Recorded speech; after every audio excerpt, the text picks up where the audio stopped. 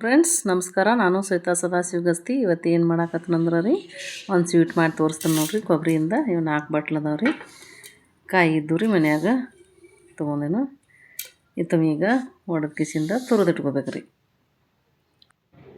ನೋಡಿರಿ ತುರದ ಹಿಂಗೆ ಮಿಕ್ಸರ್ಗೆ ಹಾಕಿ ಸ್ವಲ್ಪ ಪುಡಿ ಮಾಡ್ಕೊಂಡೇನಿ ರೀ. ನಾನು ಈ ರೀತಿ ಮಾಡ್ಕೊಂಡು ಭಾಳ ಏನು ಸಾಮಾನು ಬೇಕಾಗಿಲ್ಲ ರೀ. ಇದಕ್ಕೆ ಕಾಯಿ, ಸಕ್ರೆ, ಏಲಕ್ಕಿ 3 ಐಟಮ್ಸ್ ಇದ್ರೆ ಆತ್ರಿ. ಸ್ವೀಟ್ ಆಕೈತ್ರಿ, ಮಸ್ತಾಗಿರ್ತಾವೆ ಬರ್ಫಿ ರೀ.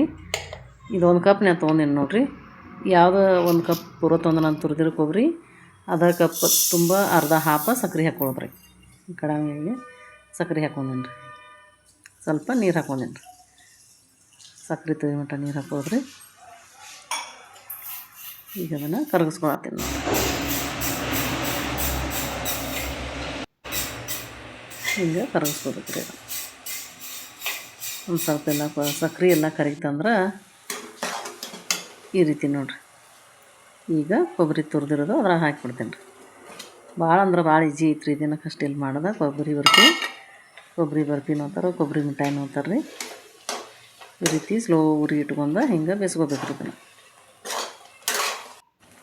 ಹಿಂಗೆಲ್ಲ ಸಣ್ಣ ಉರಿ ಇಟ್ಕೊಂಡು ಚೆಂದಂಗೆ ಮಿಕ್ಸ್ ಮಾಡ್ಕೊಂಡು ಬೇಯಿಸ್ಕೋಬೇಕು ರೀ. ಈ ರೀತಿ ನೋಡಿರಿ ಎಲ್ಲ ಕುದಿ ಆಗ್ತೈತ್ರಿ. ಈಗ ಬಾಯಾಗಿ ರುಚಿಯಾಗಿರ್ತಾವ್ರಿ. ಇವ ಮಸ್ತಾಗಿರ್ತಾವೆ ರೀ. ಈಗೆಲ್ಲೇ ದೇವ್ರಿಗೆ ಹೋಗಿರ್ತೀವಿ, ಮನ್ಯಾಗ ಕೊಬ್ಬರಿ ಇರ್ತಾವೆ, ಏನು ಮಾಡೋದಪ್ಪ ಅಂದಾಗ ಹಿಂಗೆ ಬರ್ಫಿ ಮಾಡಿಕೊಟ್ರೆ ಎಲ್ಲರಿಗೂ ಇಷ್ಟ ಆಕಾವ್ರಿ. ಈ ತಟ್ಟೆಗೆ ಹಿಂಗೆ ತುಪ್ಪ ಹಚ್ಚಿಟ್ಕೊಂಡೇನಿ ರೀ.